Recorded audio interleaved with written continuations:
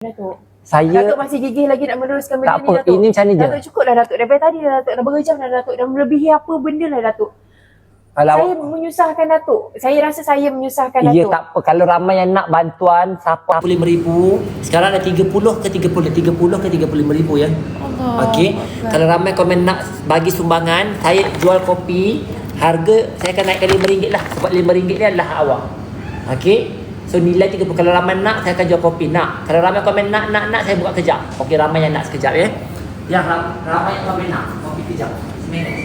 Allahu Akbar. Okey. Kepada rakyat Malaysia, kopi, mohon tuan pegang. Kopi yang dijual ini saya terpaksa naikkan RM5 sebab ini anda beli kopi.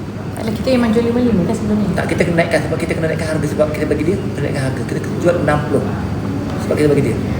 Okey. Combo 2 kita bagi 60, RM5 untuk awak ya. Cantik. Okey. Saya tengok Kalau ramai nak bagi sumbangan, jumlah terkumpul 35,000. Saya buka 5 minit je. RM60 dapat 2 pack, RM5 untuk dia. Okey? Boleh